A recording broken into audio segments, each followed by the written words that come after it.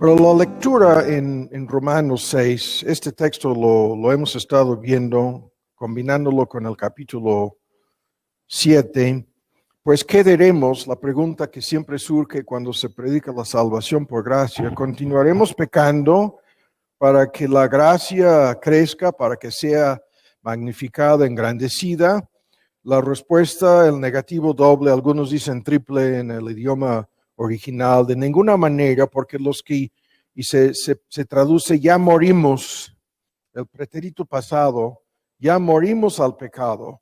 ¿Cómo viviremos aún en él? Y como ya sabemos, esta muerte al pecado es en relación con su reino, dominio, poder dominante o esclavitud. Y luego, ¿no saben ustedes que esto es lo que simboliza el bautismo? Que cuando fuimos bautizados, y la palabra se traduce en referencia con respecto a Cristo Jesús, fuimos bautizados con referencia a su muerte.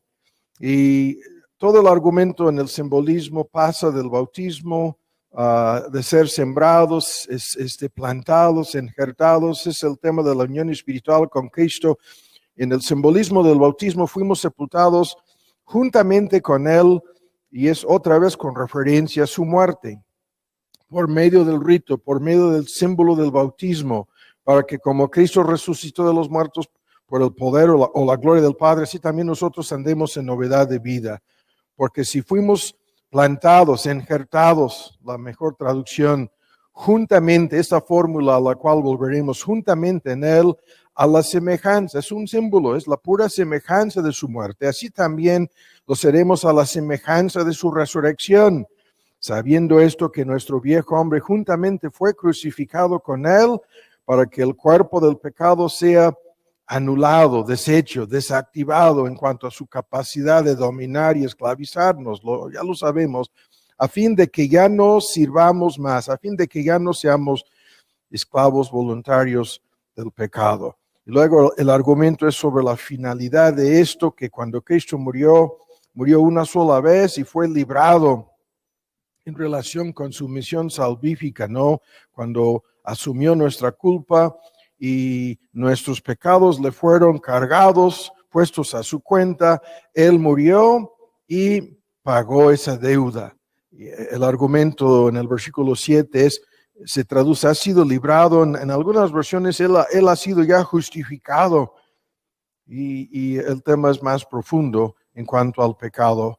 Y si morimos con Cristo, creemos que también viviremos con Él, sabiendo que Cristo, habiendo resucitado entre los muertos, ya no muere, la muerte ya no se enseñoreará más de Él, porque al haber muerto al pecado murió una sola vez, mas al vivir a Dios vive. A esto volveremos. Esa es la finalidad del asunto. La idea es, en forma definitiva, Cristo puso fin al reino, al dominio, a la culpa y la condenación del pecado en la vida de cada creyente. Así también la conclusión, nosotros hay que darnos cuenta, pensando, analizando, sumando cuentas, que de cierto estamos muertos, y es otra vez al reino, dominio, esclavitud del pecado, y vivos a Dios en Cristo Jesús, Señor nuestro. Ahora, en la lectura tenemos que incluir aquí, ahora vamos al capítulo 7, al versículo 14, tenemos que volver a leer estos versículos que amplían mucho más nuestra relación con el pecado, y ya sabemos, se refiere aquí a la tremenda lucha en la cual nos encontramos, y esto es lo que vamos a discutir el día de hoy. ¿Por qué Dios nos deja en esta lucha? En 14 sabemos que la ley es el 100% espiritual, o sea, la ley exige que seamos perfectos, mas ningún creyente lo es. La confesión del mismo apóstol, soy en alguna medida todavía carnal, vendido, vean el lenguaje, a sujeción del pecado, no sujeto a su esclavitud y dominio, y sin embargo sujeto a su oposición, sujeto a su presencia y sus intentos continuos de influenciar, arrastrar, seducir y engañarme, como ya sabemos. Y luego la descripción de la lucha interior, lo que hago al pecar, no lo apruebo, ni lo que quiero, quería vivir una vida perfecta y santa, dice esto no lo logro. Antes, al pecar, lo que aborrezco, aquello hago. Y si lo que no quiero, esto hago, apruebo que la ley es buena. De manera que al pecar ya no lo obro aquello. Esto lo vimos hace 2 domingos. Es la pregunta de si se estaba desvinculando de su propia responsabilidad. Al decir, ya no lo hago, sino el pecado que mora en mí. Yo sé que en mí, y entre paréntesis, en la parte todavía no renovada, que se llama la carne, la naturaleza pecaminosa, no mora el bien, porque tengo el querer. Todos los creyentes tenemos ese deseo de obedecer a la perfección a Dios, mas efectuar ese deseo, efectuar ese bien, ningún creyente lo alcanza, ni Pablo lo alcanzaba. No lo alcanzo a la perfección, porque no hago el bien que quiero a la perfección, nadie, menos nosotros lo hacemos, mas el mal al pecar, el mal que no queremos cometer, esto es lo que hago. Y si hago lo que no quiero, ya no logro yo. Lo vimos, este argumento sobre si se quería desvincular de su propia responsabilidad. Es un tema al cual volveremos. La respuesta es que no. Estaba tan solo explicando por qué, si hemos sido librados del dominio y la esclavitud del pecado, por qué no vivimos una vida completamente santa. Y la respuesta, el pecado todavía en alguna medida, sus restos y remanentes moran en nosotros. Y la conclusión en el 21, así que queriendo yo hacer el bien, hallo esta regla, este principio operativo, esta ley, que el mal está y se traduce siempre presente, siempre activo, siempre oponiéndose, aun cuando estemos haciendo el bien, el mal, el pecado, está aún presente en nosotros. Y luego la conclusión, según el hombre interior me deleito en la ley de Dios, mas veo otra ley en mis miembros, facultades, partes del cuerpo y alma. Vimos, ¿no? El pecado todavía mora en tus pensamientos, en tus deseos, en tu volición y incluso en los deseos de tu cuerpo, en mis miembros. Y esa ley del pecado se revela, es el conflicto, es la guerra, es el combate, se revela en contra de la ley de mi espíritu. La palabra espíritu aquí se refiere a la parte renovada en el nacimiento nuevo, la naturaleza nueva. Y lo que vimos hace algunos domingos, el éxito en su máxima dimensión que el pecado puede tener en la vida de un creyente me lleva cautivo a la ley del pecado, el secuestro express, ¿se acuerdan, no? Que está en mis miembros. Y esto produce la miseria. Miserable hombre de mí, ¿quién me librará del cuerpo de esta muerte? Gracias a Dios por Jesucristo Señor nuestro. Y la respuesta aquí es, Cristo nos librará definitivamente de esto, pero todavía no. Es el ya, pero todavía no. ¿Y cómo sabemos que es todavía no? Por la conclusión. Así que, y por lo que viene en el capítulo 8, yo mismo, Pablo mismo, con una parte de su ser que se llama aquí la mente, esto es la mente renovada, la mente transformada en parte, la mente iluminada, la mente hasta cierto punto ya santificada, sirvo a la ley de Dios, mas con la carne, que es la parte aún no renovada, sirvo a la ley del pecado. Y esto es el gran conflicto, ¿no? En que estamos detenidos tratando de entender mejor cómo suceden los cambios en la vida cristiana. Y lo que ya sabemos de esto, estos cambios siempre suceden en el contexto de un gran conflicto. Entonces, comencemos. Y comencemos el día de hoy resumiendo uno de los puntos cruciales en este asunto.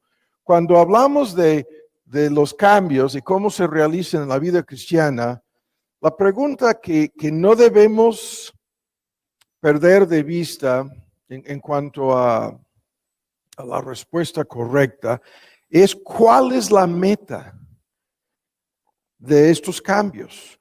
¿Cuál es la meta de lo que Dios está haciendo en nuestra nueva identidad en Cristo al transformarnos? ¿Cuál es la meta? ¿Se acuerdan? Lo vimos hace algunos domingos. La meta es que seamos semejantes a Cristo.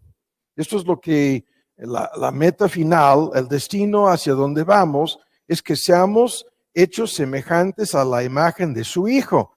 Esto es el argumento en Romanos 8, más adelante en el versículo 29, fuimos antes conocidos y antes predestinados para ser hechos conformes, semejantes, es lo que quiere decir, a la imagen de su Hijo. Esto es la meta a la cual Dios nos está moviendo constantemente. Esa es la meta señalada en relación con la gran doctrina bíblica de la predestinación.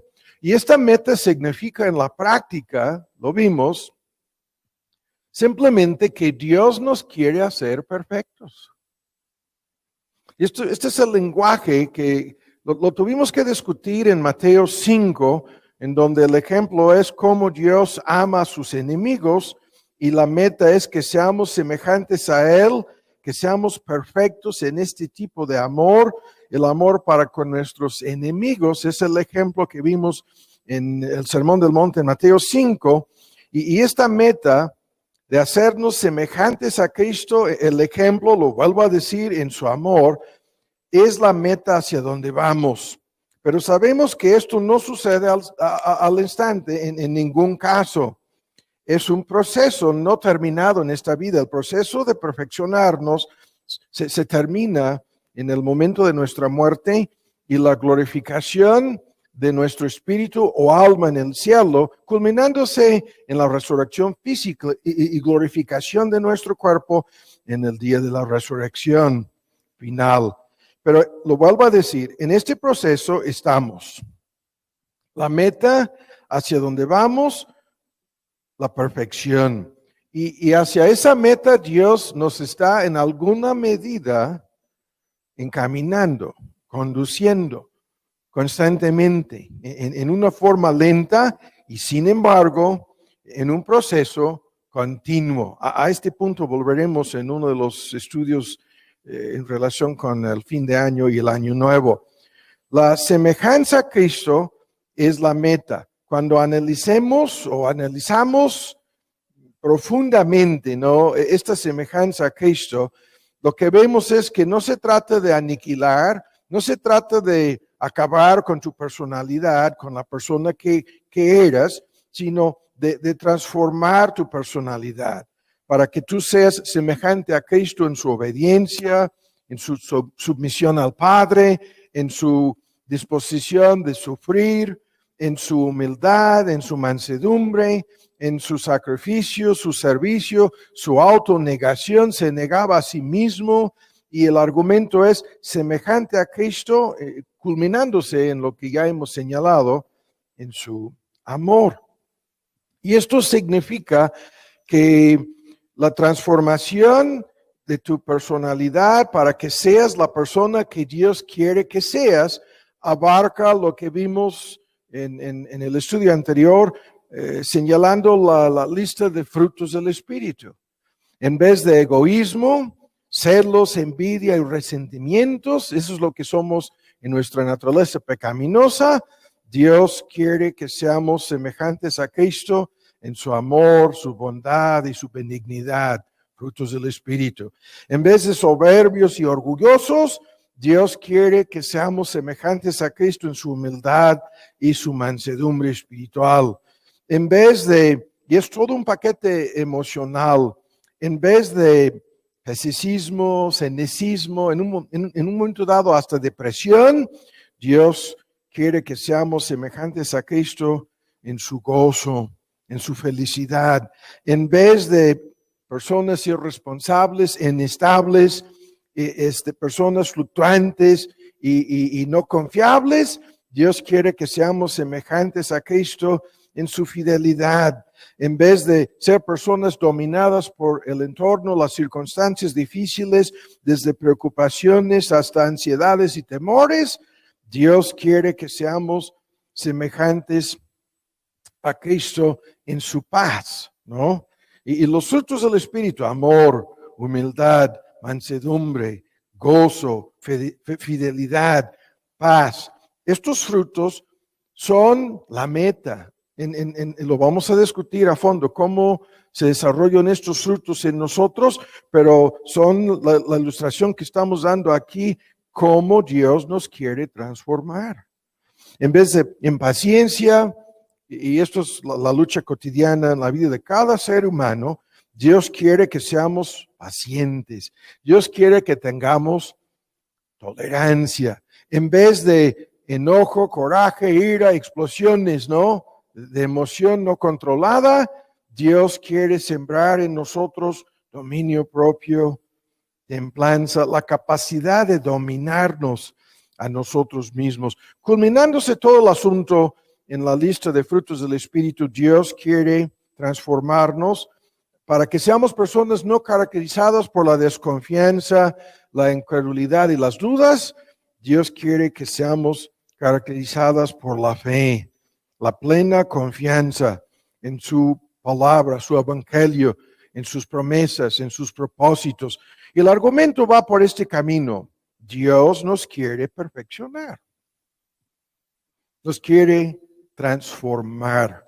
Y lo sigo diciendo, sin que nuestra personalidad sea anulada, sin que sea reemplazada, no, es transformada. Y lo que vimos en este punto, concluyo la introducción enfatizándolo. Esto es lo que Dios quiere lograr en nosotros, lo que es su propósito, y eso es lo que se va a lograr en la vida de cada creyente. Cueste lo que cueste. Lo que te cueste a ti y a mí, a nosotros, y lo que le cueste a Él. Lo vimos. Es un gran argumento. A la luz de lo que ya pagó nuestro Señor Jesús, lo que ya le costó para salvarnos, no se va a dar por vencido nunca. Hará lo que se tenga que hacer en nuestras vidas. Esto quiere decir cualquier sufrimiento, dolor, cualquier disciplina o agonía, cualquier sacrificio, cualquier precio. Eso es lo que Dios está más que dispuesto a pagar y a lograr en nosotros. ¿Y el argumento te va a lastimar? Sí. Estas mismas palabras, dolor, la palabra disciplina, la palabra sufrimiento, la palabra agonía, estas palabras implican que nos va a hacer cosas que no nos son agradables a nosotros, ¿no? Para lograr lo que no se podría lograr de otra manera. Eso es lo que sabemos en la crianza de hijos, ¿no? En el contexto de padres e hijos, entendemos cómo esto funciona. Entendemos lo que los padres tienen que hacer en la vida de sus hijos para que maduran, para que sean transformados, para realizar a de veras cambios, ¿no? En nosotros el Padre Celestial hace lo mismo, porque no se va a contentar nunca con menos que nuestra perfección. Tú y yo nos contentamos con menos, pero Dios no está contento y no aceptará menos. Y esto es la fórmula importantísima que explica la meta. Dios, escuchen otra vez, hará lo necesario. Y en este contexto, nosotros al entenderlo, hemos de hacer todo lo posible para cooperar con Él. Y esta cooperación es el proceso de cambios. Las decisiones, las elecciones son una parte que puede ser grandísima o en otro contexto cosas pequeñas, las decisiones cotidianas.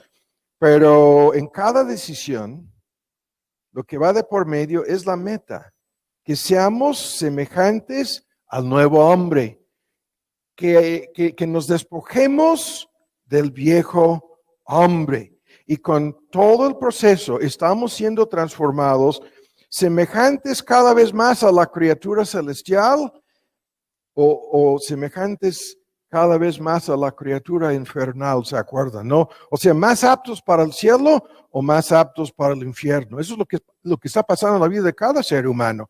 En la vida de cada creyente nos volvemos cada día más en armonía, cada día más sumisos, obedientes a la voluntad de Dios y semejantes a Cristo. Y esto es lo que está pasando. Cotidianamente, ¿no? Dios lo está realizando en nuestras vidas. Y lo vuelvo a decir, esto es el contexto en relación con estos cambios. Ahora, el día de hoy tenemos primero estos dos conceptos a los cuales vamos a volver. El concepto encapsulado en el argumento nuevo hombre y el concepto encapsulado en la frase viejo hombre. Es interesante cómo algunas versiones actualizadas de la Biblia abandonaron estos términos. Y lo que ponen es nueva naturaleza y vieja naturaleza. Y abandonaron el lenguaje, ¿no?, que tenemos en nuestra versión antigua: hombre nuevo, hombre viejo. Viejo hombre, nuevo hombre. Lo abandonaron. Y lo hicieron, como vamos a ir viendo aquí, tratando de lograr que esto sea más fácil de entender. Pero comencemos con esto, con estos conceptos. Escuchen bien, hay un bosquejo en Romanos 6, acabamos de leer los primeros versículos del 1 al 11 en Romanos 6, y en el bosquejo, al principio de ese capítulo, Pablo explica la base de estos cambios, lo que cambia nuestra relación con el pecado. Luego lo aplica, a mitad del capítulo hay una tremenda lista de aplicaciones de esto, y luego en la parte final una lista de conclusiones. Y lo que vamos a hacer aquí el día de hoy es vincular esto con la doctrina bíblica de la unión espiritual con Cristo. Este tema lo señalábamos antes, es el tema más importante en relación con nuestra nueva identidad, el hecho de que Dios nos ha identificado con Cristo desde la eternidad. En su plan y propósito de salvarnos, nos entregó a su Hijo, nos unió con Cristo para formar su pueblo escogido. Desde la eternidad, Dios tenía este propósito de unirnos eternamente con la cabeza de una raza nueva, la redimida. Y en este propósito eterno, Dios nos miraba como en Cristo Jesús antes de la fundación del mundo. Ahora, para tan solo citar un texto, hay muchas personas que dicen, esto nunca lo he visto en la Biblia. Bendito el Dios y Padre del Señor nuestro Jesucristo, el cual nos bendijo con toda bendición espiritual en lugares celestiales en Cristo, escogiéndonos en Él. La versión antigua, nos escogió en Él antes de la fundación del mundo. ¿Para qué? Perfeccionarnos, para que fuésemos santos y sin mancha. Esto es el punto final de este proceso de cambios, para hacernos santos y presentarnos ante su presencia sin mancha, en amor, habiéndonos predestinado para que fuésemos semejantes a Cristo. Todo el argumento al principio de Efesios.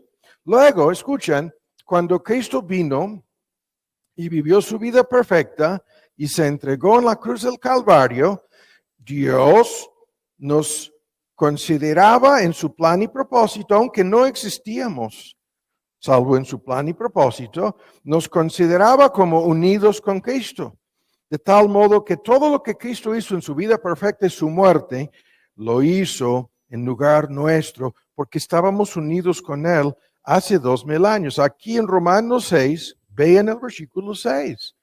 A eso se refiere el versículo 6.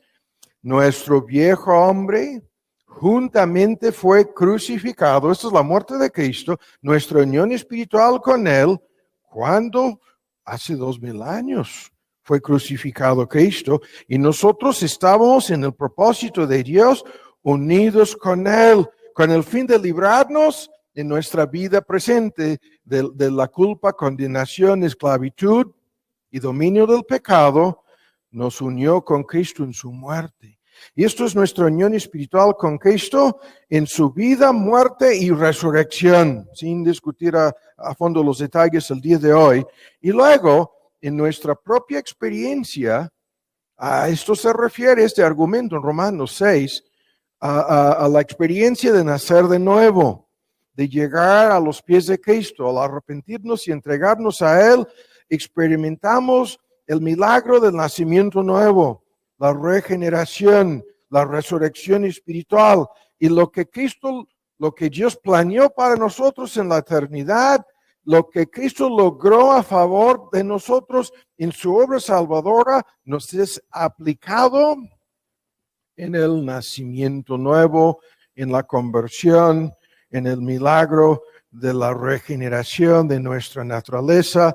Al experimentar esto, estamos unidos en la práctica con Cristo. Y es esta unión con Cristo, ¿no? Aquí en la lista de puntos, aquí, este proceso de cambios o transformación, su raíz es, el punto número 3, la unión espiritual con Cristo, ¿no? Y esto es lo que sucede al nacer de nuevo. Experimentamos los frutos y resultados de su vida perfecta, muerte y resurrección en nuestra muerte al viejo hombre, resurrección espiritual para andar en novedad de vida. Este es el gran argumento aquí al principio de Romanos 6. Entonces, aquí estamos. Escuchen con mucha atención lo que vamos a resumir aquí a grandes rasgos. Este texto, el versículo 6, sabiendo esto, es algo que cada creyente tiene que saber, es lo que han de haber sabido los creyentes en Roma, es lo que en teoría se les enseñaba a todos sus creyentes en el primer siglo del cristianismo, al principio, ¿no? de la iglesia. El viejo hombre fue crucificado juntamente con Cristo en su obra salvadora en la cruz del Calvario. Y los resultados de esto los recibimos al nacer de nuevo. Pero ven el argumento. El viejo hombre es la persona que éramos antes de ser convertidos. Lo que se llama la persona unida con el primer Adán. La persona que nació como heredero del pecado del primer Adán. La persona que vivió una vida caracterizada por la caída y el pecado dominando su vida. Esta persona, la persona que éramos antes de llegar a los pies de Cristo, esta persona fue juntamente crucificada con Cristo.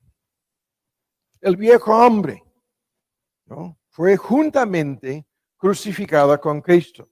Ahora, y hay que apurarnos aquí, una forma muy sencilla para entender esto. Y lo vamos a tratar de explicar así, en la forma más sencilla, ¿no? Este viejo hombre, la mejor palabra es identidad. Nuestra identidad antes de ser convertidos a Cristo, esta vieja identidad fue crucificada en la cruz del Calvario. Ahora, ¿qué quiere decir esto? Ahora, son 2 puntos. Primero, este viejo hombre, aquí lo tenemos, se refiere a nuestra identidad legal, nuestra identidad judicial, así lo estoy diciendo, la que teníamos como herederos del pecado original y como personas que nacimos, ¿no?, con una naturaleza pecaminosa. Al entrar a este mundo, entramos a este mundo portando una identidad, la identidad que nos corresponde como hijos del primer Adán, nuestra identidad legal. Ahora vean, lo voy a cambiar aquí. En segundo lugar, a esto volveremos. Esta fórmula, viejo hombre, se refiere a todo lo que esto desarrolló en nosotros antes. Y aquí la idea es más profunda, porque se refiere a nuestra condición o estado moral. Nuestro estado o nuestra condición espiritualmente o moralmente hablando. Ahora, ¿qué es esto? Lo vuelvo a decir. Una persona nace, la ilustración aquí es la que siempre usamos, dentro de un contexto. Su país de nacimiento define su identidad legal. En sus documentos de identidad, esa es la primera cosa que ponen. Tú naciste en tal lugar, en tal país, como ciudadano en virtud de tu nacimiento físico de esa nación. En tu documento de identidad, lo que llamamos su pasaporte hoy en día, o su acta de nacimiento, puede ser incluso eso, la persona es identificada en estos términos. Pero cuando una persona cambia su ciudadanía, cuando al emigrarse a otro país, puede haber aquí otros motivos en el asunto, sin discutir el por qué se cambia de identidad o nacionalidad, lo que nos interesa es el cambio legal que sucede en esa identidad. Ese cambio legal es la ilustración. Le otorgan a esta persona un nuevo documento de identidad. En el nuevo documento, que se llama hoy en día normalmente es el pasaporte, esta persona ahora es identificada como ciudadano del nuevo país. Y ya pierde en ese, sin discutir los detalles de doble nacionalidad y otros líos que existen hoy en día, que no deberían de existir. Al cambiar su nacionalidad, hay un cambio legal en su posición judicial, legalmente hablando ante las autoridades. ¿Me explico? Y este cambio en su condición o identidad legal resulta en una larga lista de cambios en su condición o estado, voy a decir aquí, moral, ¿no? Porque esto es lo que vamos a ver en un momento en el contexto espiritual, pero la ilustración es la más sencilla. Si tú vas a hacerte ciudadano, puede ser en Gringolandia, puede ser en Canadá, puede ser en el Reino Unido, puede ser en la Unión Europea, abandonando tu país de origen, primero hay un cambio y cuando te preguntan sobre tu identidad, tú puedes decir, bueno, mi viejo hombre nació en África, Timbuktu, África, no voy a decir más. Pero en mi nueva identidad, ya soy identificado legalmente como ciudadano de otro país. Aunque nací en Timbuktu, África, esto vendría a ser mi viejo hombre o mi identidad, la que tenía anteriormente al cambio. Pero ahora que soy ciudadano de otro país, tengo que, y esto es el cambio moral o práctico en su condición, tengo que aprender el idioma del nuevo país y tengo que conocer hasta cierto punto sus leyes y tengo que comenzar a cambiar mis costumbres desde comida, hábitos, música. Es todo un paquete en donde hay un estilo de vida en el nuevo país. Y tengo que acostumbrarme a todos estos cambios. Y esto es, vean, en el nuevo hombre o la nueva identidad, lo que el primer cambio exige. Si voy a otro país, voy a decir de Timbuktu, África, voy al Reino Unido. Y les digo, no, mejor es Gringolandia. Voy a Gringolandia. Y les digo, yo voy a hablar en el dialecto de Timbuktu, África. A ver qué te va a pasar. Y yo voy a seguir conservando todas las costumbres, todos los hábitos, todas las prácticas del estilo de vida, de la forma de vivir en Timbuktu, África. No voy a cambiar nada. ¿No? ¿Qué te va a pasar entonces? No voy a decir. No voy a decir. Esta es la ilustración la más sencilla. Ahora, lo vamos a explicar aquí. Busquen en Efesios. No pierdan de vista Romanos. Vean en Efesios 4. Ahora, escuchen bien. En sentido legal, Dios acabó con tu viejo hombre en virtud de lo que Cristo hizo para salvarte. Aquí vamos a decir, no podemos detenernos más, ya estoy perdido aquí, no hemos dejado la introducción, pero hay que decir esto, ¿no? Es como si alguien hubiera arreglado todos los cambios para otorgarte una identidad nueva, pagando cuotas, arreglando los documentos, asegurando la firma de la autoridad competente para otorgarte tu nueva identidad, ¿no? Esto es el ejemplo.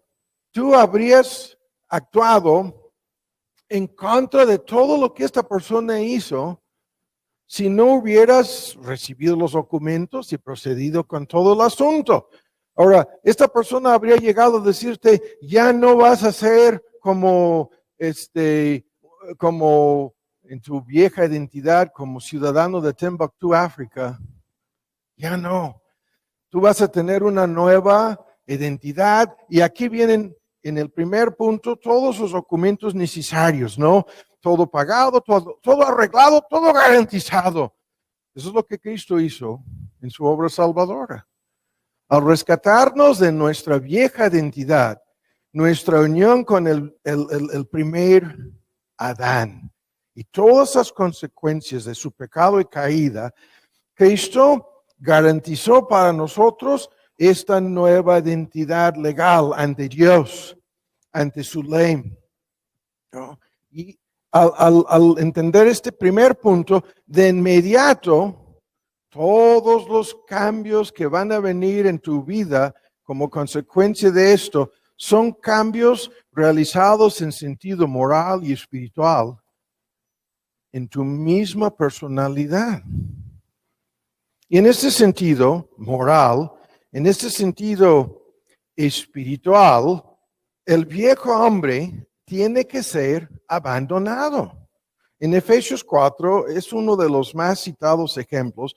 Hay que dejar los restos, los remanentes, las características, los hábitos, las experiencias incluso grabadas en tu memoria, ¿no? Todo es un paquete gigantesco que abarca este punto. Estamos ahora en Efesios 4, en versículo 22. Y el texto dice, a que dejéis en cuanto a la pasada manera de vivir. ¿Qué es esto? Todo lo que el viejo hombre había hecho antes es esta pasada manera de vivir. Hay que dejar sus costumbres, hay que dejar sus hábitos, hay que abandonar sus características, su estilo de vida. Hay que abandonar, despojarnos, dejar, mortificar incluso todo aquello. Se traduce en muchas versiones, no estamos leyendo en el versículo 22, al viejo hombre, sino hay que dejar la vieja naturaleza. Lo que comenté al principio. En cuanto a la pasada manera de vivir, hay que abandonar, hay que dejar la vieja naturaleza. Y vean la descripción de esta vieja naturaleza. Aquí se llama en la versión antigua el viejo hombre. Hay que dejar a esta, vean, persona, ven cómo lo estoy diciendo, que está viciado, la versión antigua, conforme a los deseos del error. La vieja naturaleza hay que dejarla, la cual en la versión actualizada dice está corrupta por los deseos engañosos. Esa naturaleza se ha desarrollado en el contexto del pecado, en el contexto de una naturaleza pecaminosa que nos dominaba. Íbamos desarrollando una personalidad pecaminosa. Y así lo voy a decir, hay que dejar esa personalidad pecaminosa. Ese es el argumento. Y ser renovados en 23, en nuestra manera de pensar, en nuestra mente, es un proceso continuo. Incluso en Colosenses estamos siendo renovados, es un gerundio. Pero vean lo que dice en el versículo 24, hay que vestirnos del nuevo hombre.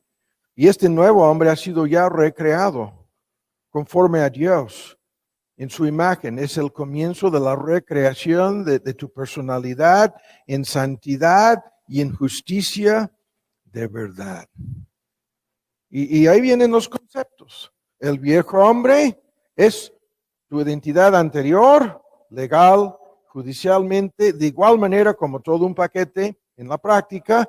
Y el nuevo hombre es tu nueva identidad en Cristo, el segundo Adán, cabeza de una raza nueva, y él tiene el propósito de hacerte perfecto, de conformar tu personalidad a esta lista de cualidades y características, ¿no? Que son la semejanza a Cristo mismo. Entonces, estamos siendo revestidos de este nuevo hombre en el proceso de transformación. Ahí vienen toda una lista de tremendos cambios.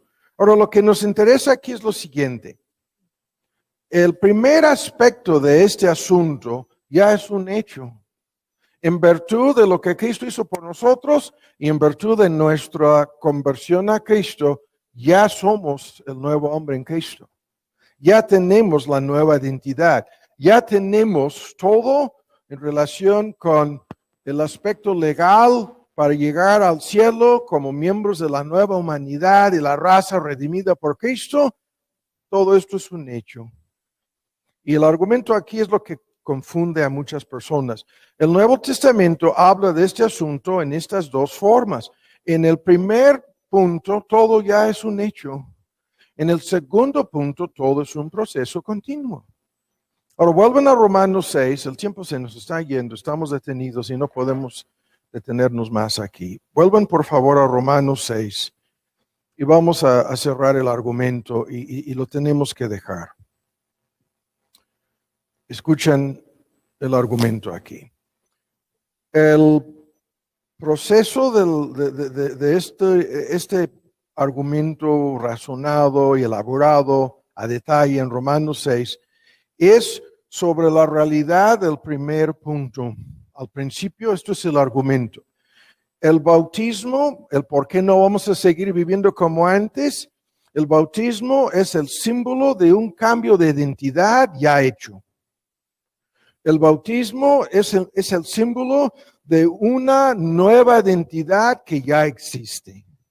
El bautismo es el símbolo de algo definitivo, decisivo, en donde no puede haber marcha para atrás.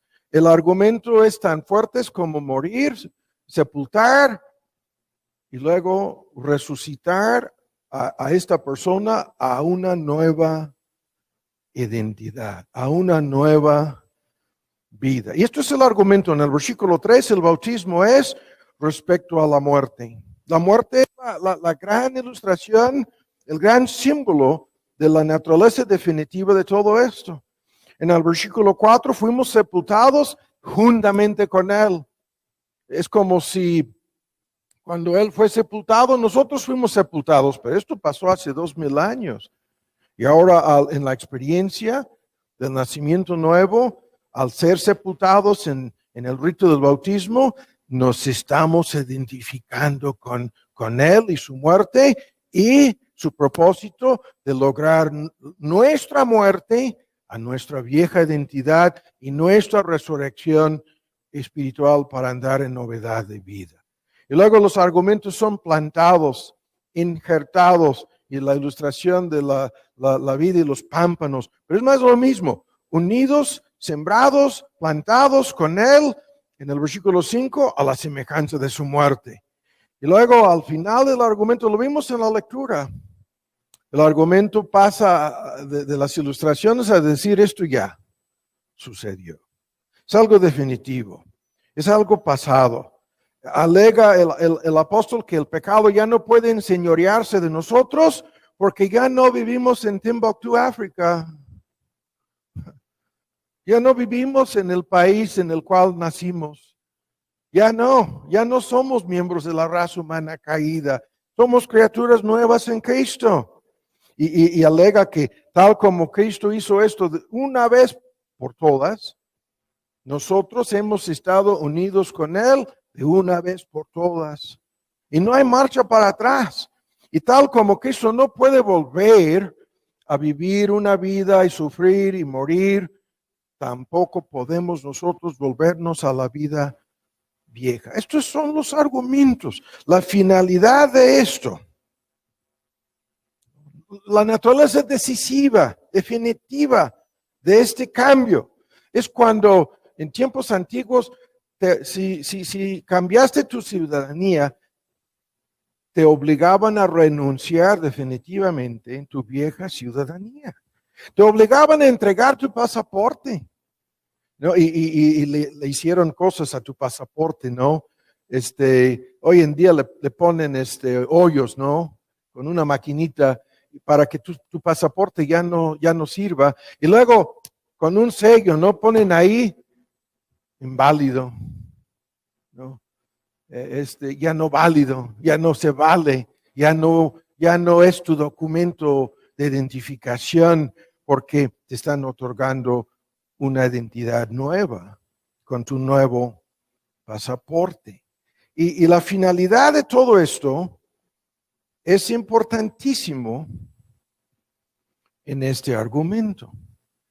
Y como el tiempo se nos fue, tan solo voy a resumir la parte final aquí con esto y tenemos que avanzar el día de hoy. Esta fórmula acerca de nuestra identidad con Cristo es técnica, juntamente con Cristo. Esto es la fórmula usada continuamente en el Nuevo Testamento. Y porque el tiempo se nos fue aquí, lo tenemos que dejar, apuntan los textos. Gálatas 2:20, con Cristo he sido juntamente co-crucificado. Pero juntamente con, es una fórmula técnica en el griego para ilustrar la naturaleza tan íntima de esta unión. El contexto de todos estos cambios, su raíz es la unión espiritual con Cristo. En Romanos 6:6, nuestro viejo hombre juntamente fue y se traduce co-crucificado con él. Esta vieja identidad se quedó colgada en la cruz y murió. Para efectos prácticos, dejó de existir juntamente con él, sepultado juntamente con él, crucificado juntamente con él. Y el argumento más adelante en otros textos, resucitado, vivificado. Y es la misma fórmula cada vez, juntamente con él. Ahora lo voy a cambiar aquí y estoy violando las reglas, porque estamos detenidos. Esto es como si una persona nos hubiera adoptado, porque de ahí viene toda la doctrina bíblica de adopción, nos hubiera rescatado de Timbuktu, África, como huérfanos, asumiendo el papel de ahora que corresponde a nuestros padres. La persona que nos ayudó a cambiar nuestra ciudadanía lo hizo adoptándonos y otorgándonos su nombre. Y todo el proceso de sacarnos de ese lugar y transportarnos al nuevo país se llevó a cabo en virtud de la unión, la nueva relación que tenemos con esa persona. Como ahora es legalmente mi papá. Y en virtud de esto me llevó mi papá en el avión. Yo fui juntamente con él trasladado al nuevo país. Yo fui juntamente con él depositado en el nuevo país. Yo fui juntamente con él a vivir en su casa. a ser creado, a hacer todo el proceso juntamente con esa persona que logró todo esto a favor mío. Eso es el lenguaje. Y sin esa persona, si me encuentran tratando de subirme a bordo del avión, ¿en dónde está? Esto dice que juntamente con tu papá tienes que subir al avión y juntamente con él tienes que volar y juntamente con él tienes que pasar por aduanas y por inmigración en el nuevo país. Y si tú llegas sin él,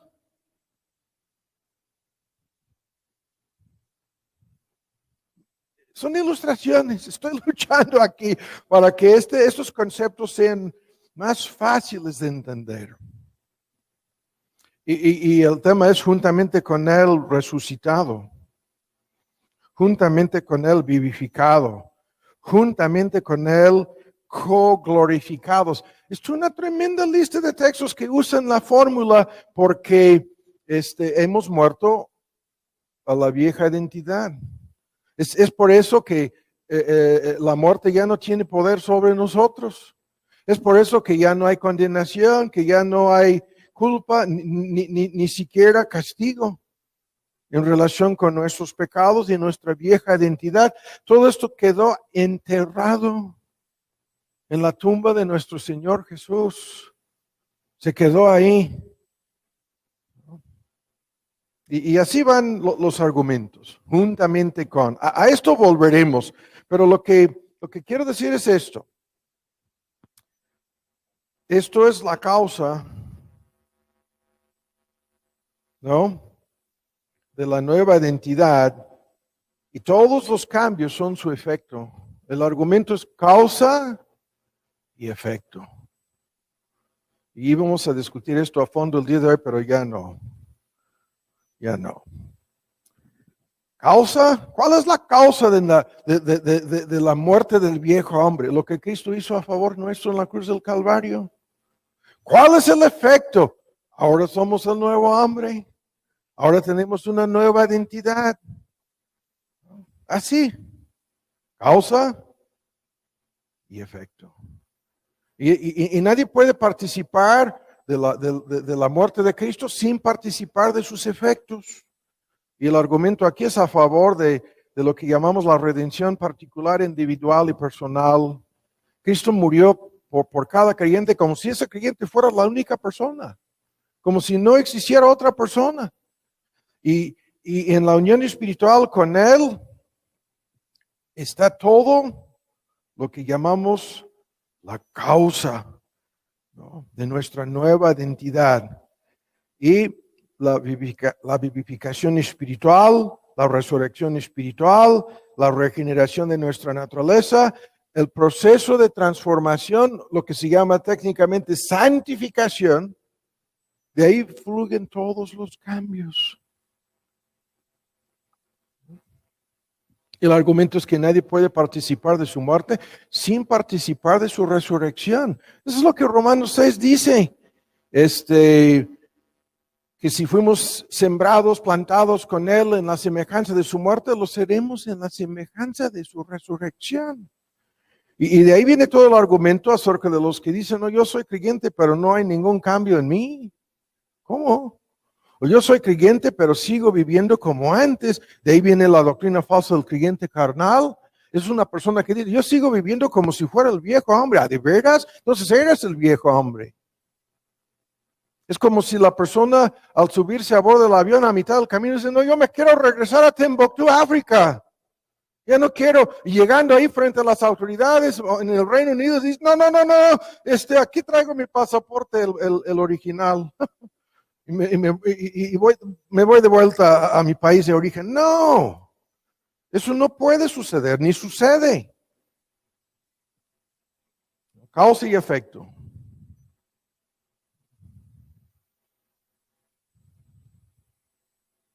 Todos aquellos por quienes Cristo murió serán resucitados juntamente con Él. Morirán al reino, al dominio del pecado. Serán en alguna medida transformados en esta vida. Andarán en novedad de vida. Eso es el primer argumento. Tal como Cristo resucitó en el versículo 4, y luego en su resurrección la novedad de vida, así también nosotros andemos en una nueva vida. Y la causa de todo esto no es el bautismo. No, estos grupos que creen en la regeneración bautismal o que el rito del bautismo efectúa este cambio, eso es puro cuento. El mismo texto dice semejanza. Y semejanza es simbolismo. Y al cambiar la ilustración de bautizar a juntar, sembrar, injertar, nos está dando más allá de cualquier duda el entendimiento correcto del asunto, de que es puro simbolismo. No, el bautismo no causa, no es la causa. Ese es el error de los católicos que creen que el bautismo de alguna manera quita el pecado original o salva a la persona. De igual manera, cantidad de grupos que dicen ser reformados siguen practicando el bautismo infantil inventado por la Iglesia Católica Romana primero y siguen otorgándole a ese rito algún poder causativo en el nacimiento nuevo y dicen que son reformados. No lo son. En su eclesiología, en una parte crucial de su doctrina de soteriología o salvación, están igualmente errados como los católicos. Y por eso con el paso del tiempo sus iglesias se llenan de gente en conversa, no voy a decir más.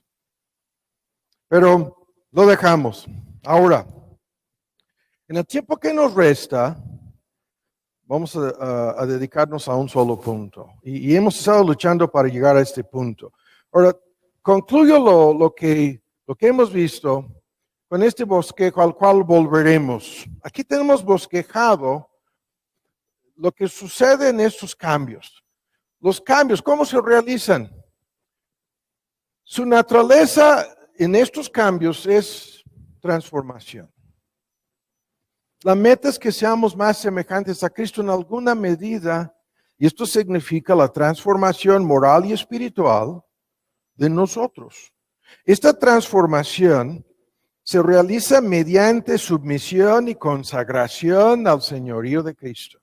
Lo vamos a discutir más en otro estudio, pero los cambios son cómo Dios nos está transformando. Es un paso y otro paso, una decisión, otra decisión. En este punto me someto, en este punto obedezco, en este aspecto reconozco su señorío sobre este aspecto de mi vida y estoy siendo transformado. Su contexto es el boleto al cielo que recibimos en la justificación. Somos justificados, perdonados y se nos otorga el boleto al cielo. De entrada, todos los errores en la salvación invierten el orden. Dicen, no, estás haciendo todo esto para lograr tu justificación. No. Al entregarte la nueva identidad, el documento migratorio, simultáneamente te entregan el boleto. El boleto, ¿no? Para viajar al destino, al rumbo, ¿no? Que es el nuevo país. La ilustración es limitada aquí. Somos justificados, declarados libres de culpa. Eso es el boleto al cielo, ¿no? Es la entrada garantizada a la presencia de Dios. Declarados libres de culpa. Porque en su vida perfecta y en su muerte, Cristo pagó por ese boleto. Cristo garantizó, liquidó la deuda de tus pecados y te otorgó su vida perfecta, como si tú hubieras vivido una vida perfecta y como si nunca hubieras pecado, tienes el boleto al cielo en la justificación por medio de la fe. Su raíz, como lo hemos estado diciendo, es la unión espiritual con Cristo como cabeza de la nueva raza redimida. Y la raíz de esta unión con Él es la co-crucifixión en nuestra experiencia y co-resurrección juntamente con Él. Sin decir más sobre ese punto, su agente poder es, como vamos a ir viendo en estos cambios, siempre es el poder del Espíritu Santo.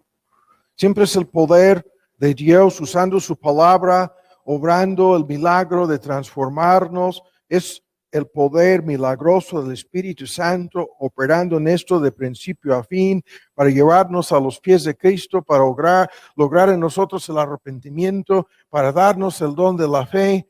El Espíritu Santo es el gran actor invisible, el viento y los resultados, ¿no? El agente es el Espíritu.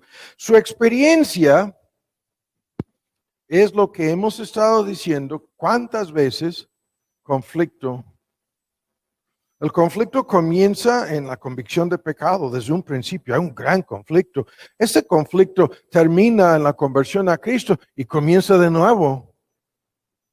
Se reinicia el conflicto para hacer morir todo lo del viejo hombre que tenemos que mortificar y vivificar y avivar frutos gracias del Espíritu, ¿no? El nuevo hombre, lo que señalábamos al principio, en vez de ansiedad, en vez de preocupación, en vez de un colapso apanicado, lo que haríamos en el viejo hombre, en el nuevo hombre, fe, confianza, paz, tranquilidad. Cuán grande es el conflicto en un asunto así, frente a cualquier oposición o dificultad en la vida, ¿no? La transformación de tu personalidad, la experiencia de conflicto, que es lo que vamos a discutir a fondo en la parte final sobre estos cambios. Y luego, su norma, su regla, aquí la palabra es la moral, pero es la semejanza a Cristo, la imagen de Cristo es la regla. ¿Qué tan lejos estamos de ser en tantos aspectos de nuestra personalidad, de lo que vemos en Cristo? ¿Qué tan lejos? Y lo que yo decía al principio, lo que Dios tenga que hacer para transformarnos es lo que se va a hacer. Y esto puede ser en forma disciplinaria, disciplina, si no es formativa, es correctiva, lo sabemos. Esto puede ser a través de luchas, a través de tremendas enfermedades y experiencias difíciles, pero para que seamos más semejantes a Cristo, la meta es que seamos perfectos. Nadie llega a esta perfección en esta vida. Y sin embargo, la meta es de acercarnos lo más que se pueda. Y por fin, su corazón es el amor. Para con Dios y para con el prójimo. El amor. Para con el prójimo es el deseo de que otros sean buenos, santos y felices para siempre. Ese amor en su máxima expresión es el evangelismo, el deseo de que sean convertidos a Cristo, de que sean rescatados de la perdición eterna, y el amor nos conduce a hacer lo que se puede hacer y lo que se tenga que hacer para alcanzar a más personas. Y todos nosotros fuimos alcanzados por alguien en este proceso, ¿no?, de evangelismo, pero para que amemos al prójimo es más que el deseo, ¿no? Bueno, nos conduce a actuar, a hacer cosas. En el contexto mío, yo llevo 30 y tantos años de mi vida viviendo en un país que no es mío, predicando en un idioma que ni lo entiendo hasta el día de hoy, y ustedes tampoco me entiendan. Y estoy motivado no por algo en mí, sino por el amor de Dios para con este pueblo en donde nos encontramos, en nuestro querido México, tratando de alcanzar al mayor número posible de personas. Y es lo mismo con cada persona creyente que quieres alcanzar a quien sea. Si el motivo no es el amor, no hay ningún motivo. Pero ese amor no es nuestro, es Dios transformándonos y cambiándonos, ¿no? Y en la práctica, el corazón de todos estos cambios comienzan con amor para con Dios, convirtiéndose en amor para con el prójimo. Así. Y se nos fue todo el sermón. Y tenemos 30 minutos nada más para concluir. Ahora en el tiempo que nos resta, lo que vamos a hacer es esto. Vamos a enfocar una parte de la respuesta a esta pregunta de por qué Dios, al salvarnos, al otorgarnos el boleto al cielo, ¿por qué al acabar con nuestra vieja identidad legal? Es un tema grande que no hemos visto, donde hay textos que dicen el viejo hombre ya no existe, pero esto es en sentido legal y judicial. Y otros textos que dicen, pero tú tienes que acabar con él en la práctica. Tú tienes que luchar en contra de él. Tienes que desvestirte, despojarte del viejo hombre y vestirte, apropiarte del nuevo hombre. Es un gran proceso en donde todos esos cambios suceden. Y esto es un tremendo conflicto. Como ya lo hemos estado pintando, no entre dos personas, sino entre dos partes de una misma persona. Como ya lo hemos estado tratando de explicar anteriormente, la ilustración sigue válida. Ahora vamos a decir, no, esto no es un chamaquito que ha sido adoptado a los 3 años de edad en Timbuktu, África, que se va a ir a vivir en el Reino Unido. No. Esto es un joven que ya vivió 15 o 20 o más años en África. Que ahora lo depositan en el Reino Unido. Y este joven se siente como atrapado entre dos mundos. Ya. Una parte de su ser tan solo conoce, la mayor parte de su ser, tan solo lo que vivió en África. Pero ahora comienza a vivir una vida nueva en el Reino Unido. Y en el Reino Unido hay tantas cosas. Y de inmediato surgen los conflictos dentro de él. Y luego termina usando nuestro lenguaje diciendo, pero yo tengo una vida anterior a esta. Está grabada en mi memoria y tengo una lista de experiencias, algunas no muy agradables y otras más agradables de mi país de origen. Y ahora me están diciendo borrón y cuenta nueva. ¿Cómo? ¿Cómo borrón y cuenta nueva? Comenzando con de tu dialecto, olvídate, nadie habla tu dialecto en este país. Tienes que comenzar todo. Y de tu dieta, no voy a decir más. Lo que comen en Timbuktu, África, nadie lo quiere saber, no voy a decir más. Y lo que comen en el Reino Unido, les aseguro de que hay hamburguesas en el Reino Unido. Nosotros estuvimos el año pasado y lo comprobamos, ¿no? Pero este muchacho no sabe nada de hamburguesas en el Reino Unido. No voy a decir más. Y los conflictos. En África manejábamos sin licencia. Aquí hay que pasar cuántas pruebas de manejo, incluso y un examen escrito sobre las leyes de tránsito. O no me van a dejar agarrar el volante. No.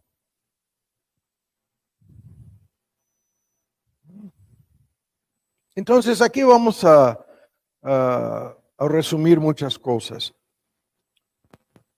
La pregunta sigue siendo, es una que llevamos algunos estudios haciéndolo, en estos términos, ¿no? Planteando el argumento, sembrando la pregunta. ¿Por qué Dios nos deja en medio de un conflicto y una lucha entre el viejo y el nuevo hombre?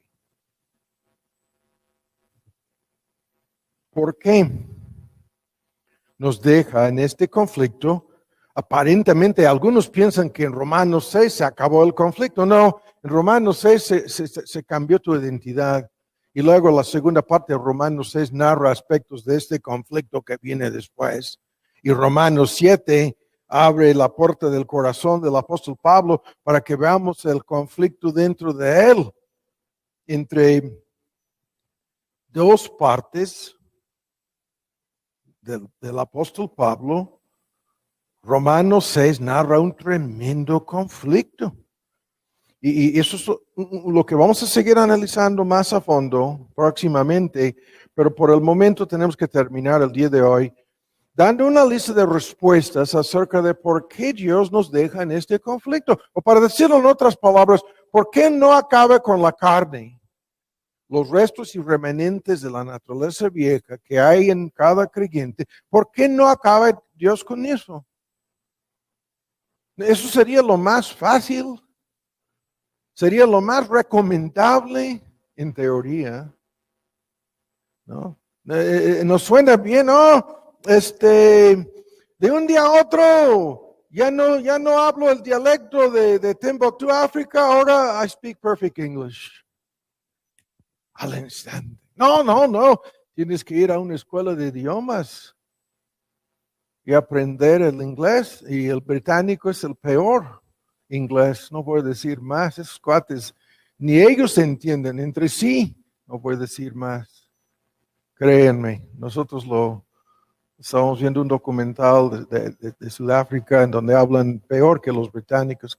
Estamos con que hay que poner los subtítulos para entender lo que esos cuates están diciendo, aunque están hablando en inglés, ¿no?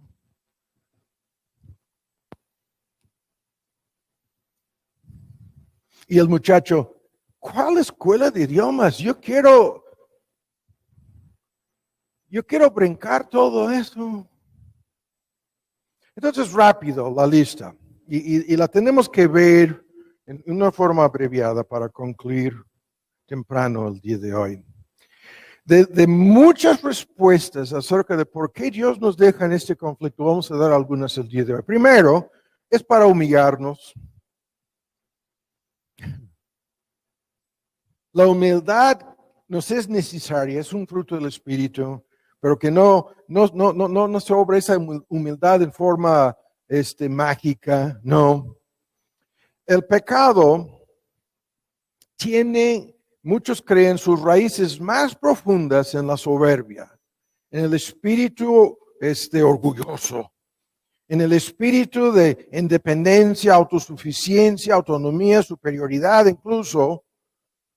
El pecado tiene sus profundas raíces en nosotros. Y esto se manifiesta en la justicia propia que vemos por todos lados. Es increíble. La gente que piensa salvarse por sus buenas obras, ¿no? La gente que piensa que sí, medio mundo puede ir a la perdición, pero yo merezco el cielo. Esta justicia propia que nos engaña y que es la causa de un sinnúmero de problemas con el prójimo, entre los seres humanos, ¿no?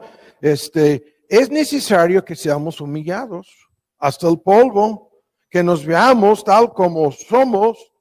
El orgullo, no podemos detenernos aquí, pero es el pecado del diablo mismo, de Satanás mismo. Es el pecado que el diablo utiliza para hacernos mucho daño, para conducir al mundo en converso a la ruina eterna. La soberbia, el orgullo, es suficiente. El orgullo que no nos permite vernos tales como somos, que no nos permite aprender, que no nos permite crecer, no nos permite cambiar. No hay nada que cambiar, no hay necesidad alguna. Los demás tienen que cambiar. Lo que nos obstaculiza, el argumento en Santiago 4, Dios resiste a los soberbios. ¿Cuántas veces hemos citado el texto 4:6? 1 de Pedro 5, lo mismo. Es una cita del libro de Proverbios.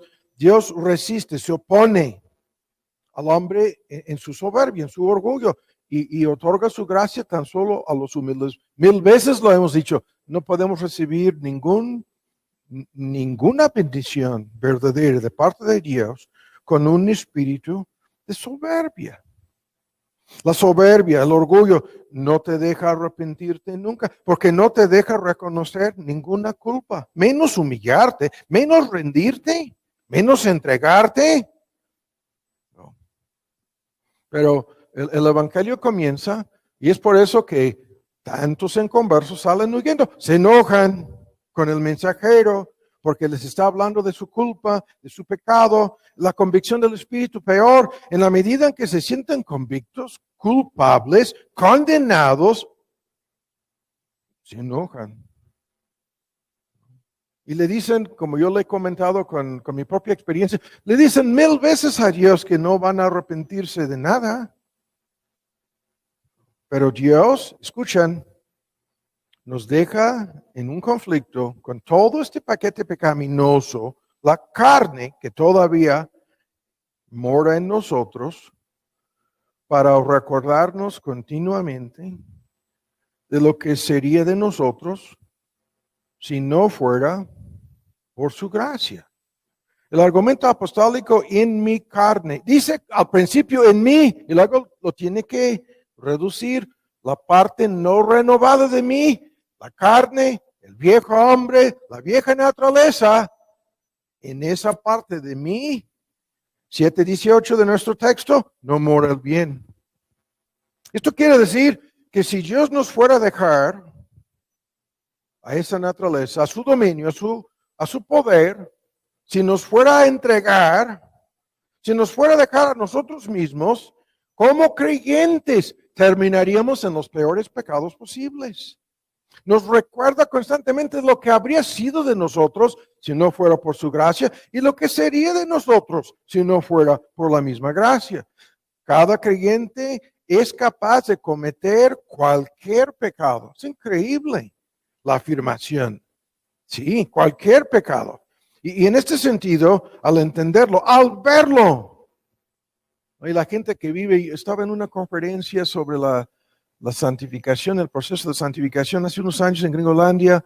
No me gustan ir a estas conferencias, en su mayor parte es show y otras cosas, pero uno de los oradores estaba hablando de este punto de la carne, lo que el creyente podría ser en el peor de los casos capaz de hacer, y lo tenía tan reducido a algo. Yo estaba ¿en cuál mundo está viviendo este pastor, este orador? ¿En qué mundo vive? Cualquier creyente es capaz de cometer cualquier pecado. Y esto es la perspectiva correcta. Esa es la perspectiva realista. Y eso es lo que nos humilla. Y nosotros lo sabemos. No vamos a discutir. El tiempo se nos fue. Tan solo los pensamientos de odio, de envidia, los celos, el resentimiento, la amargura, la raíz de amargura. Y estos creyentes que infiltrándose a cualquier congregación, terminan destruyendo, contaminando toda la congregación por los restos y remanentes. Y si en verdad son creyentes, del viejo hombre cae en ellos y en los demás que se dejan contagiar y contaminar. Cuán humillante. Cuando yo comenté hace algunos domingos, qué tan decepcionado estoy con muchos pastores que conozco en Gringolandia, y algunos han de haber pensado, no, el hermano ha de conocer a algunos que son ladrones. No, yo no estoy hablando de eso. Ha de conocer a algunos que son adúlteros. Menos, no. No estoy decepcionado con lo que veo de la carne que hay, que todavía está en ellos. Los que a nosotros nos conocen como creyentes están decepcionados con lo mismo, lo que ven en nosotros. Hay estos que pintan a Romanos 7 diciendo, no, esto no se refiere a ningún creyente, y nos quieren decir que no tienen este conflicto.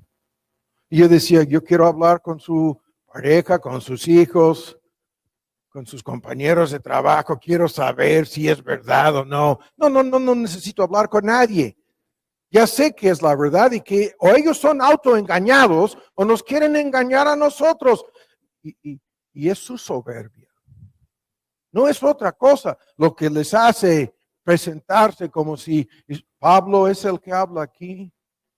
El autor de 14, incluyendo a varios libros del Nuevo Testamento, humanamente hablando, el que hizo más, se entregó más, se sacrificó más, sufrió más, el más perseguido de todos los creyentes de todos los tiempos, el más usado hombre en la obra, en el reino de Dios.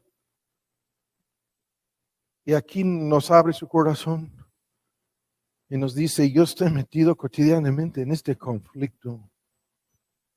¿Y por qué? Nos da luz verde para afirmar el primer punto, porque luego se encuentra enfermo y dice, es por la grandeza, la revelación tan grande de su verdad, de su evangelio, que me ha entregado para que yo no sea exaltado sobre medida, para que no se llenara de soberbia. Pablo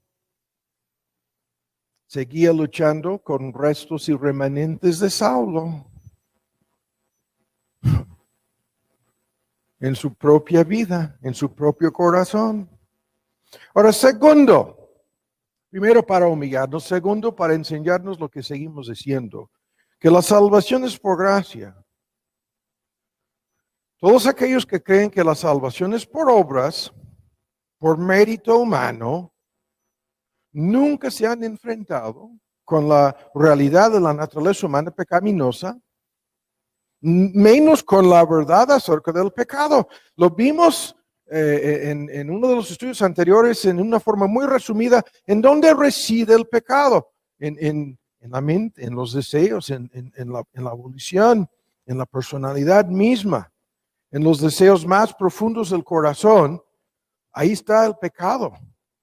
Y en ese sentido, los que creen salvarse por sus obras nunca lo han entendido, ni lo entenderán hasta que sean condenados eternamente en el día de juicio. Se consideran como personas dignas de la salvación.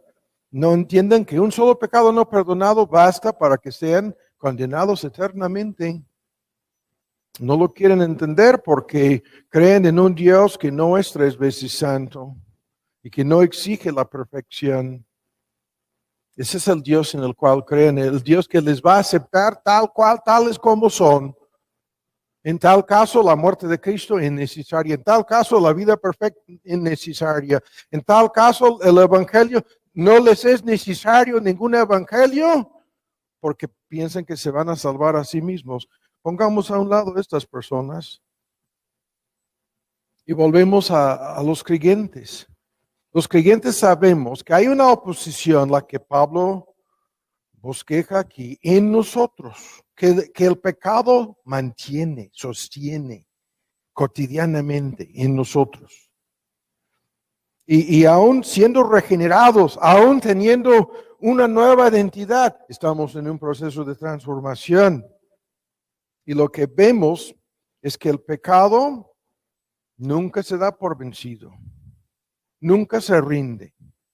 La gracia de Dios, escuchen, nos perdona y sostiene en nosotros una lucha cotidiana en contra del pecado que todavía mora en nosotros. Y siendo perdonados, siendo regenerados, siendo santificados en principio, o sea, por el punto ahí es el pecado ya no nos puede esclavizar, somos preservados a pesar de una lucha cotidiana en contra del pecado. Y el argumento aquí en lo que estoy citando, la carne codicia contra el espíritu y el espíritu luchan contra la carne, codicia contra la carne. Estas cosas se oponen la una a la otra y nos dejan en un gran dilema, en un gran conflicto. Y este conflicto nos enseña que la salvación es por gracia. Es por gracia. Escuchen el argumento. Por naturaleza, los creyentes no somos diferentes de los demás. Lo que hace la diferencia es la gracia. Es lo que hace la diferencia. Y nosotros lo vemos al ver que aún siendo nacidos de Dios, el pecado sigue luchando en contra de nosotros. Y esto es lo que excluye toda jactancia. El argumento apostólico sobre la justificación por la fe en Romanos 3, ¿en dónde está la jactancia? Queda excluida, queda echada fuera, porque toda la gloria, todo el crédito, toda la alabanza de nuestra salvación es de pura gracia. Y toda la alabanza le pertenece al Señor. Hay un gran argumento aquí, lo tengo que dejar. Pero esta oposición que el pecado sostiene en nosotros es la prueba definitiva de la salvación por gracia.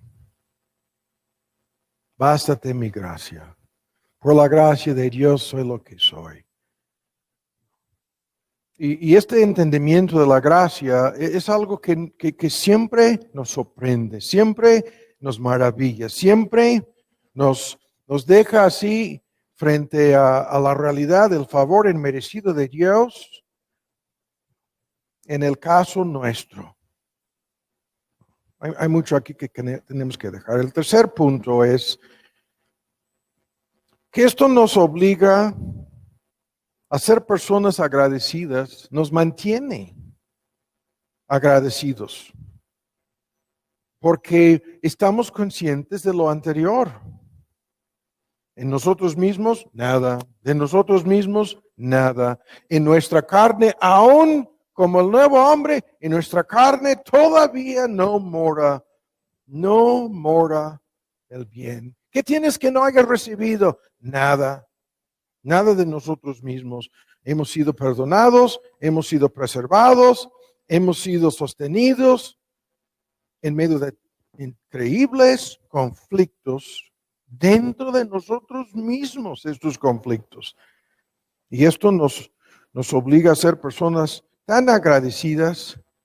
Somos herederos, coherederos de Dios con Cristo, adoptados, guardados, restaurados después de ¿cuántas caídas, cuántas veces hemos vuelto a caer en algún o muchas veces los mismos pecados? Cuán agradecidos, ¿no? Hemos de ser. Y Dios nos mantiene con un entendimiento de esto, obligándonos a depender de esa gracia. El tema es gigantesco aquí. Sin mí nada podés hacer. Cuando soy débil, entonces soy fuerte. No podemos en nosotros mismos pensar ni un solo pensamiento bueno, menos llevar cautivo todo pensamiento a la obediencia. No podemos hacer ninguna obra buena, nada en nosotros mismos, de nosotros mismos.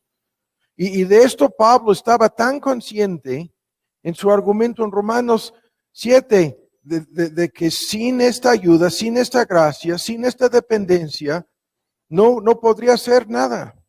No con fuerza ni con poder, sino tan solo por mi espíritu, dice Jehová de los ejércitos en Zacarías.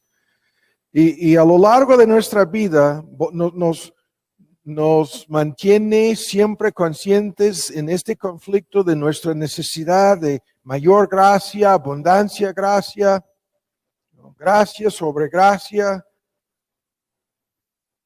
así. Y nunca llegamos al momento de pensar que no nos hace falta dicha gracia. Ahora, la cuarta respuesta a esto, y tenemos que terminar. Escuchen bien esto. Para enseñarnos a negarnos a nosotros mismos. Esto es un tema que vamos a analizar en síntesis próximamente. Pero esta autonegación, si alguno quiere venir en pos de mí, niégase a sí mismo, ¿no? Y el sígame, y el tomar la cruz, y todo el asunto es cotidianamente la negación de nosotros mismos, de lo que, no vamos a discutirlo el día de hoy, de lo que parece ser un conflicto entre el ego y el yo, o entre el viejo hombre y el nuevo hombre y el yo ejecutivo, lo que hemos comenzado a introducir estos conceptos. ¿Qué es esto de que ya no lo hago sino el pecado? ¿Quién es el que ya no lo hace? Es el nuevo hombre y su ego, su yo renovado. Y la negación de nosotros mismos, el yo pecaminoso, el yo egoísta, que nos dominaba antes, el gran ídolo del mundo caído. en donde todo está centrado en ese ídolo, en los deseos del ego, en los deseos del yo, en la autoidolatría, en donde todo es para mí, y yo soy mi propio Dios, y yo vivo conforme a mis leyes, y yo tengo mis metas, yo soy mi propio fin. Y todos sus pensamientos, deseos, planes, todo centrado en eso. Mis caprichos, mis concupiscencias, mis ganancias, mis placeres, mis gustos, mis metas. Y la autonegación, negarse a sí mismo, el ya no vivir para sí, en nuestro texto en 2 de Corintios 5, de ya no vivir en base, no, ya no vivir para sí. ¿Qué quiere decir la palabra sí? Ya no vivir para el ego, ya no vivir para el yo pecaminoso, ya no. El yo pecaminoso, viciado conforme a los deseos de error, la versión antigua, ¿no? Y el punto, yo sé en mí, ¿en cuál parte de mí no mora el bien? Así lo dice Pablo. ¿Cuál parte de sí? ¿Cuál parte de mí? Para enseñarnos a negarnos a nosotros mismos. Y esto es algo cotidiano en la lucha, en el conflicto. Y concluimos con esto. 2 puntos finales, ¿no? Se nos fue el tiempo. La próxima respuesta es que Dios nos deja en este conflicto porque esto nos enseña la grandeza de su poder en vasos de barro. El texto en 2 de Corintios 4, tenemos el tesoro, y la idea aquí en la palabra tesoro es salvación, conocimiento de Dios, relación con Él, identidad nueva en Cristo, vasos de barro. Tenemos este tesoro y nosotros somos estos vasos de barro para que, el texto apúntanlo, 4:7, 2 de Corintios, es algo fenomenal lo que dice, para que la extraordinaria grandeza de su poder, y se traduce excelencia, grandeza, es extraordinaria grandeza de poder, sea de Dios y no de nosotros. ¿Qué es esto? Dios es glorificado al dejarnos en este conflicto. ¿Cómo glorificado? Glorificado al triunfar sobre el diablo, glorificado al triunfar sobre nuestra carne, glorificado al glorificarse a sí mismo. Escuchen, en esta fórmula es tremenda la idea. Dios está usando instrumentos incapaces y débiles, impotentes en sí mismos, vasos de barro. Son la palabra técnica del griego, vasos de barro, no es ni siquiera algo como esto. Esto es un vaso desechable, ¿no? Y en aquel entonces ni tenían vasos de este tipo, desechables.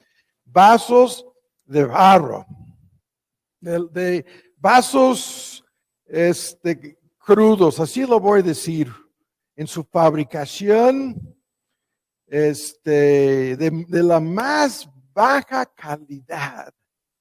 Estos vasos de barro, es la ilustración, demuestran la extraordinaria grandeza del poder de Dios. Esto es tremendo, ¿no? Al usar a personas que todavía tienen que luchar con el viejo hombre, al usar instrumentos que en sí mismos son tan débiles, tan incapaces. Hay un argumento en Efesios, el tiempo se nos fue, y va por este camino, la multiforme poder de Dios, la multiforme sabiduría de Dios, es la traducción directa, pero incluye su poder. La multiforme grandeza del poder, sabiduría y gracia divina, ¿no? Se manifiestan estas cosas al universo, al mundo invisible ante nuestros ojos. Lo vamos a leer, véanlo, no buscan y vamos a terminar. En Efesios, el texto. Vamos a su capítulo 3 de Efesios, ¿no? Es el versículo 10, en donde en el versículo anterior, mediante el Evangelio y las inescrutables riquezas de Cristo, Dios está aclarando la dispensación del misterio escondido desde la eternidad, desde los siglos pasados, por Él mismo que escondió todo esto, para que ahora en el versículo 10 su multiforme sabiduría, la más grande demostración. Y la palabra multiforme es de muchos debates. Quiere decir que hay facetas, hay un argumento aquí basado me gustó mucho la idea, la palabra multiforme. Los eruditos dicen que en la Septuaginta, que es la versión en griego del Antiguo Testamento, esta palabra multiforme es la misma que usan en Génesis 37 en griego, no en hebreo, para hablar de la túnica de muchos colores del joven José, esa túnica que le convirtió en el objeto de envidia y celos y odio de parte de sus hermanos, la multiforme color de su túnica. Y es el espectro de luz, es el arco iris lo que está en el trasfondo de esta palabra. Y el arco iris es la ilustración de la gloria, los atributos de Dios mismo. Se están manifestando a los principados y potestades que habitan los lugares celestiales. ¿Cómo es que todo esto está siendo manifestado? ¿Cómo es que Dios está siendo glorificado? Por la iglesia, dice. Mediante la iglesia. Se está glorificando a sí mismo. Y termino con esto. Dios recibe más gloria así, de lo que recibe de sus santos ángeles. Más gloria es lo que Dios recibe en todo esto. Porque los santos ángeles no están luchando, ninguno de ellos, con algo como el viejo hombre. Ninguno de ellos tiene algo por dentro que se llama restos y remanentes de la carne. Ninguno de ellos está luchando con dos partes de su mismo ser en conflicto. No, creo que no. Son santos ángeles. Y se maravillan. ¿No? El gran argumento aquí lo tengo que resumir. Job, el conflicto entre Dios y el enemigo, el diablo, centrado en un creyente tan débil que se llamaba Job, y Dios decía, no, es el mejor que tengo. Y luego la lista, probado en sentido físico, emocional, material, social, matrimonial, paternal, y lo peor del asunto, mental y espiritual, sus luchas, el pobrecito, el vaso de barro llamado Job, y los ángeles de Dios mirándolo. El diablo enfocando todos sus ataques en el pobre creyente Job. Job, ¿no? Así lo dicen ustedes. Tan débil, tan incapaz. Y la historia termina con el diablo derrotado, avergonzado, puesto en ridículo incluso. Algunos dicen porque perdió la apuesta.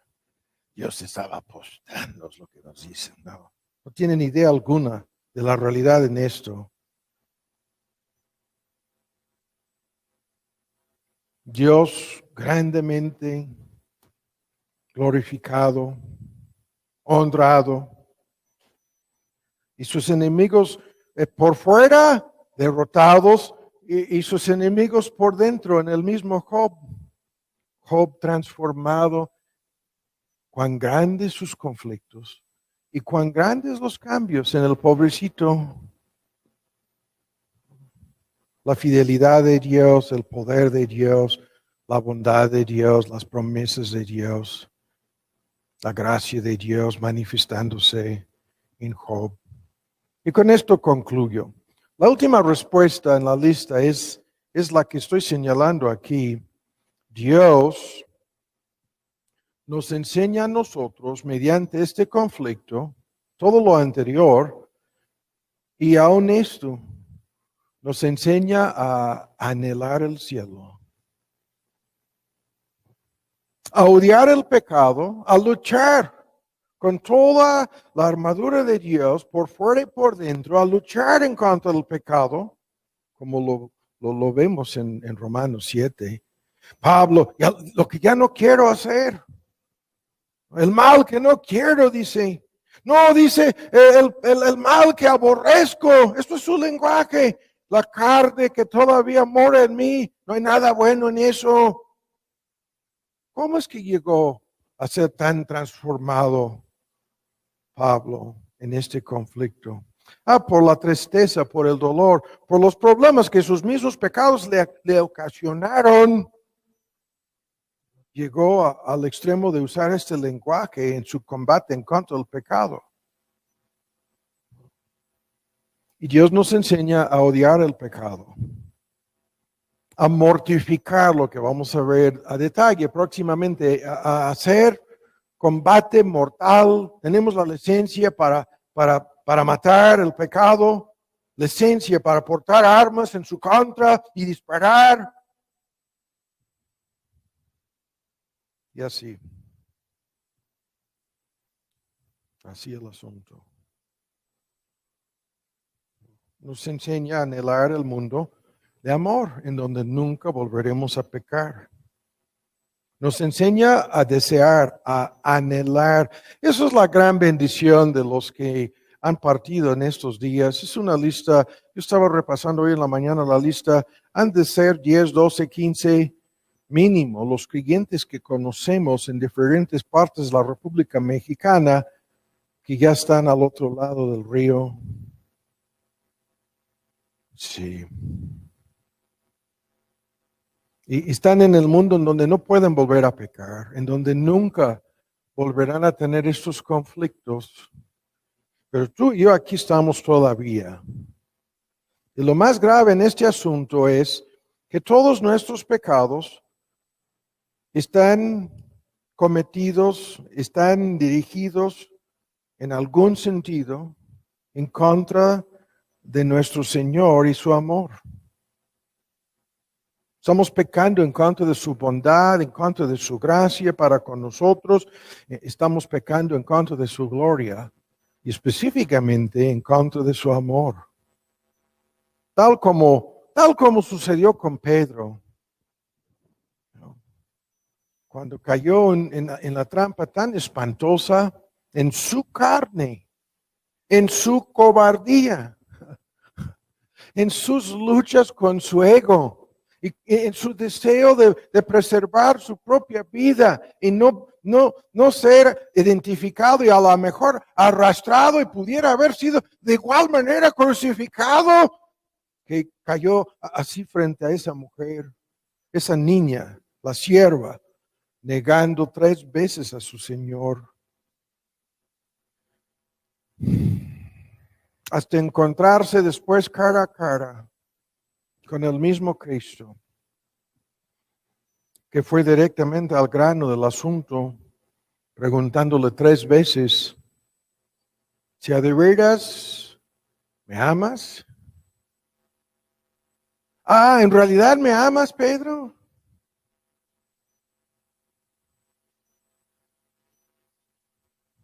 A pesar de lo que hiciste, negándome. Ahora tan solo quiero saber si comprendes cómo pecaste en contra de mi amor.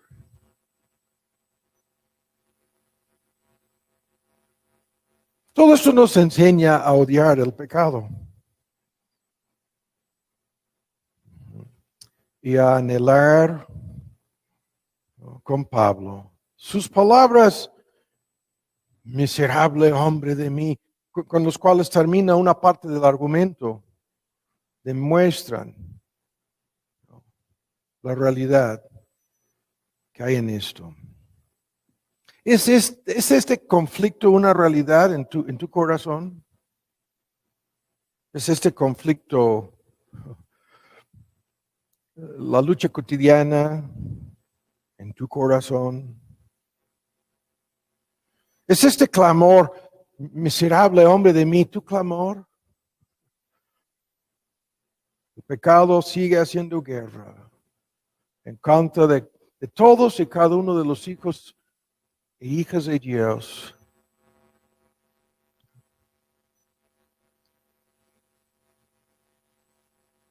Y nos estamos frente a este enemigo y en conflicto con el pecado todos los días. Y esto nos hace desear, ¿no?, en algún sentido, la liberación. Es lo que hace que la muerte sea un gran amigo y no un enemigo. Cuando vemos, no lo mencioné, los que ya pasaron por este río, donde la muerte ya no es muerte. Es un gran tema. Los que llevan más tiempo en la vida cristiana, en teoría, anhelan tanto abandonar este conflicto. No es simplemente abandonar el conflicto, es abandonar el pecado que ocasiona el conflicto. Que la idea de llegar al cielo, de pasar a un mundo en donde nunca volverán a pecar, se vuelve más que una idea idealista, ¿no?, o hipotéticamente, no, algo mejor. Se vuelve el gran anhelo de nuestro corazón. Padre, te damos las gracias por habernos reunido, por haber permitido el tiempo para abarcar una parte de esto.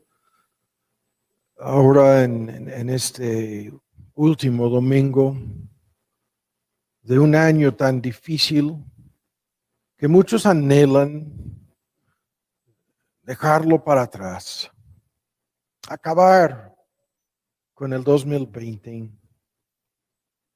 y entrar al año nuevo esperando mejores cosas. Pero sabemos, Padre, que has estado obrando en nuestras vidas en medio de las cosas que tú has obrado en la pandemia, en los problemas económicos, políticos, en todo el mundo. Y te pedimos que todo esto sea un gran estímulo para que en los últimos días de lo que resta de este año anhelemos más esta transformación. Que en el 2021 avancemos más, acercándonos más a la meta, preparándonos.